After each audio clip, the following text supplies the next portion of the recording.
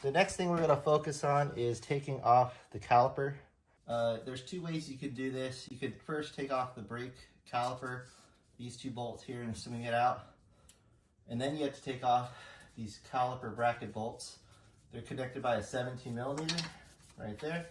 The second way you can do it is actually just skip this part and just take out the caliper bolts, because you're not really doing a brake job at this point.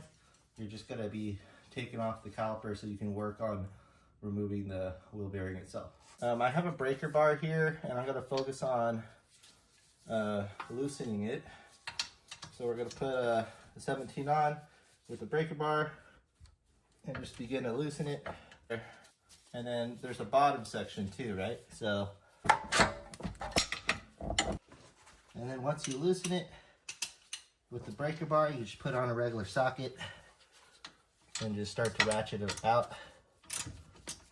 And what you're going to see is it's going to be on a washer and just that long 17 millimeter bolt.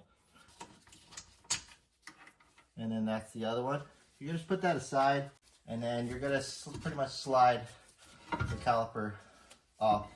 Comes off with the brake pads. So the goal with the caliper is just to get it out of the way. What you're going to do is zip tie it with this zip tie here and put it through the caliper